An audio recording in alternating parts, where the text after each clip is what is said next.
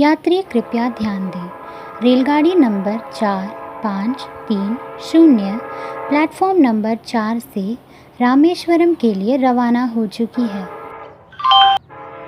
Train का सफ़र भला किसी अच्छा नहीं लगता और बिना ब्रिज से गुजरे तो ट्रेन का सफ़र अधूरा ही है। ऐसे ही एक ब्रिज भारत के तमिलनाडु में 1914 को बनाई गई थी। ये भारत के दूसरे सबसे लंबे ब्रिज है और इसी ब्रिज के एंट्रेंस में एक आदमी की तस्वीर लगाई गई है जो अपने बच्चे की मृत्यु शरीर की पकड़ कर रो रहा है।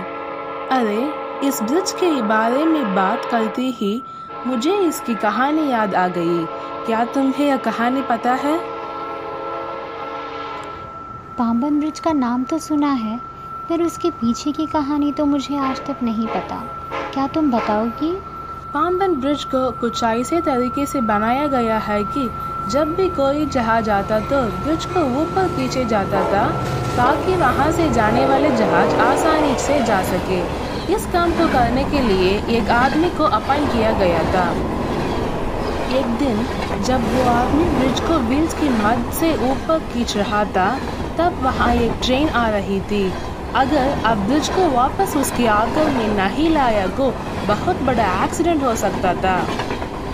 जब वह आदमी व्हील्स को नीचे लाने की कोशिश कर रहा था तब उसका 9 साल के बच्चे ने अपने पिता की मदद करनी चाहिए और अपने लंच बॉक्स रखकर आ गया। अचानक उस बच्चे की उंगली व्हील में फंस गई और वो रोने लगा। अगर वो आदमी अपने बच्चे को बचाने में लग जाते तो हजारों लोगों की जान जा सकती थी। इसलिए ना चाहते हुए भी अपने दिल पर पत्थर रखकर उन्होंने व्हील्स को नीचे की और लाना शुरू किया। जैसे जैसे वो ब्रिज नीचे आ रहा था धीरे धीरे उनके पुत्र का शरीर उस मशीन के अंदर जा रहा था और जैसे ही उनके पुत्र का पूरा मशीन के अंदर चला गया केवल उसकी हड्डियों की आवाज़ आने लगी और ट्रेन बिना किसी मुश्किल से ब्रिज के ऊपर से चली गई।